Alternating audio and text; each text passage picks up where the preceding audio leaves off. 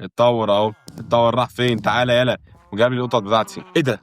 ايه اللي بيقول ده؟ ديسك؟ يعني انا بطورك عشان تجيب لي ديسك؟ يا جماعه انا هتشل يا عم، هات لي اي حاجه مفيده، هات لي مثلا الاند بتاع التنين، هات لي عيون بتاعت التنين، فيدني باي حاجه بدل ما انت زي القله كده، اقسم بالله انت تطربش. مش ممكن والله العظيم يا جماعه، مش ممكن. هات يا عم المنجروف، وهات فحم يا عم يلا، وهات هات بيبيع ايه تاني؟ ما بيبيع كله بديرت كوبل ستون، يعني مش عارف ازاي الخرا والله العظيم. المهم ان انا المشكله عماله تشتري منه وما فيش فايده. نجم السلسله، نجم الجيل، انت من ايام رمضان ودخلنا على العيد وانت مش تمام ماشي.